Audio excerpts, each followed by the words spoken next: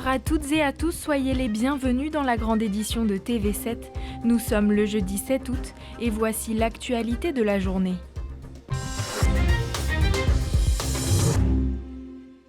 À commencer par cet appel à témoins en Gironde, la gendarmerie recherche Elisabeth Mallet, âgée de 78 ans et atteinte de la maladie d'Alzheimer. Elle aurait quitté hier l'EHPAD de Capcieux en Gironde.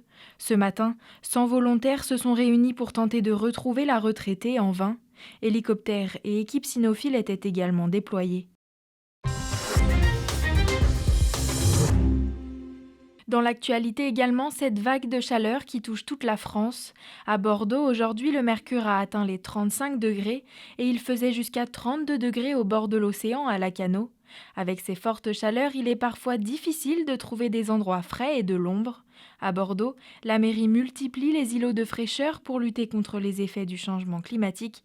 Mais sont-ils vraiment efficaces ? Réponse dans ce reportage avec Gabriel Garouste. Elle est l'emblème de la végétalisation de Bordeaux. Depuis 10 ans, la rue Kléber est devenue un espace vert de 500 mètres. Cet arbre-là, il a poussé très très vite. Il était vraiment tout petit quand on est arrivé il y a 6 ans. Résultat, même en période de forte chaleur, le rez-de-chaussée de Cécile est à l'ombre et ne dépasse jamais les 24 degrés. Je suis persuadée que la fraîcheur de la maison est en partie due à la végétation de ce côté et du côté de la cour. Depuis 5 ans, plus de 57 000 arbres ont été plantés à Bordeaux.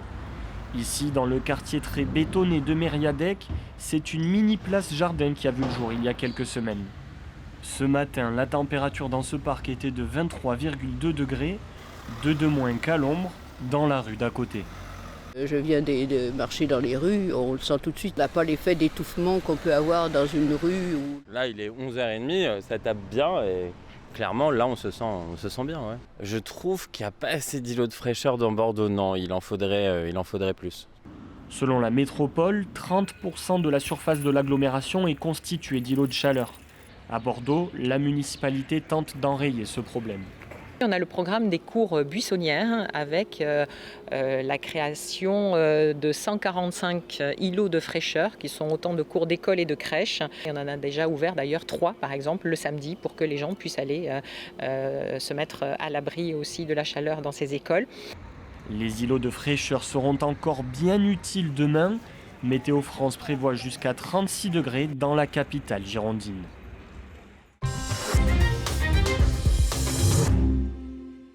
Un temps chaud et sec qui pousse la préfecture de la Gironde à placer le département en vigilance orange face au risque de feux de forêt, et ce jusqu'au lundi 11 août. De nouvelles restrictions entrent en vigueur. Il est désormais interdit d'utiliser des outils de débroussaillement thermique ou encore de brûler des déchets verts.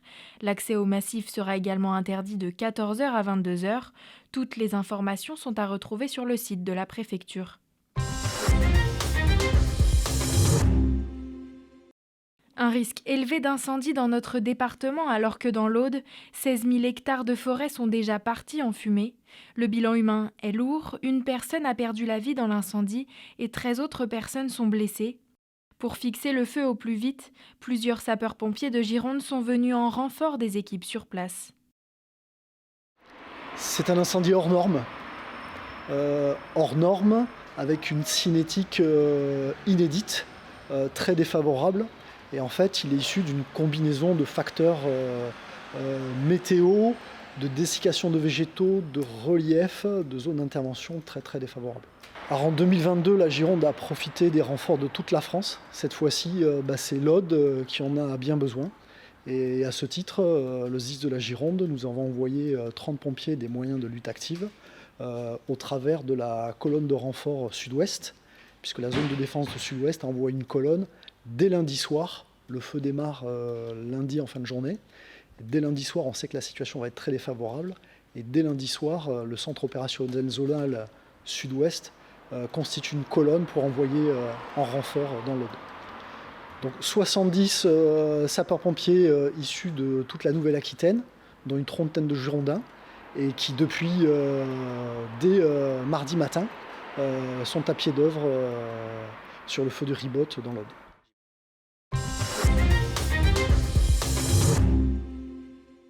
Et puis, à l'approche d'un week-end ensoleillé, nous vous proposons de découvrir les coulisses d'un camping XXL. Réceptionnistes, cuisiniers, serveurs et animateurs se plient en 4 pour accueillir au mieux les touristes, toujours aussi nombreux à choisir le camping pour les vacances. Reportage à Mézos dans les Landes. Anne, tu fais attention. Ils sont très chauds, ils sortent du four. 7 h du matin, l'heure d'enfourner les chocolatis. On arrive à faire 2-3 fournées suivant l'affluence. On est à peu près à 22 000 pièces pour la saison. Attirés par la bonne odeur, les premiers vacanciers passent déjà la porte. Bonjour. Tous les jours, c'est notre petit plaisir des vacances. Les enfants, ils adorent et nous, ça change notre quotidien. On ne peut pas le faire tous les jours. Pendant ce temps, dans les allées du camping, Jérôme le gérant fait le tour des installations. Là, tout le monde dort, là, pratiquement. 12 000 personnes passent leurs vacances dans ce camping 5 étoiles chaque été. Alors tout se doit d'être parfait. On part bien du fond et ramène bien comme ça. L'atout de cet établissement, c'est cette immense plage artificielle. Elle peut accueillir jusqu'à 500 vacanciers. Mais avec autant de monde, le sable blanc demande forcément un peu d'entretien. Il y a beaucoup d'enfants qui ont fait des châteaux de sable. Il y a beaucoup de traces de pas, de trous, donc il faut tout reboucher pour que la plage soit le plus lisse possible. Et il faut se dépêcher de tout nettoyer, car voilà déjà les premiers vacanciers qui se précipitent à l'ouverture de la plage. Il faut se battre pour la paillote, donc on met les enfants en avant et puis on y va. Et là aujourd'hui on l'a depuis une semaine. Victoire. Victoire chaque fois. Ceux qui arrivent trop tard, allez, tu mets ça bien, trouvent tout de même leur bonheur. Près d'un petit palmier qui fait de l'ombre. On se croirait pas un peu aux tropiques, sous les tropiques, hein, un petit peu de Guadeloupe. C'est complètement dépaysant. Un dépaysement que sont venus chercher ces touristes bretons. Bonjour, je vais vous amener à votre emplacement, je vous laisse me suivre. Heureusement, Lola est là pour les guider au milieu des 14 hectares du camping. Je vous laisse vous installer tranquillement. Avant la baignade, un premier casse-tête les attend. Ou la mettre là, mais elle va être au soleil. Ou planter la tente. Après, si on la met là, et nous on peut se mettre là à l'ombre pour manger. Espérons qu'ils trouvent rapidement pour être à l'heure au restaurant. C'est moules frites ce soir. Pour la 32, là on va y aller pour la 34, une moule marinière et 2 moules au bleu. Nous retrouvons Eric. Il maîtrise aussi bien la cuisson des croissants que celle des moules. Et il peut en cuisiner jusqu'à 120 kilos rien que pour le dîner. C'est une des plus grosses soirées. Hein. On a un menu à 16 € avec moules frites et puis ça fait les vacances. La marinière. Pour la demoiselle. Et la dernière bleue des basques. Merci. Pour ces Landais, pas question de rater une occasion de se régaler. On avait vu qu'il y avait la soirée moule le mardi, donc on a réservé ce matin pour venir ce soir. Il faut réserver. Oui, il faut réserver. Très sympa, les moules, c'est copieux, c'est bon, donc avec les frites, parfait. Bougez plus. La nuit sera courte pour les équipes du camping. Demain, tout doit être impeccable à nouveau pour accueillir près de 2000 vacanciers.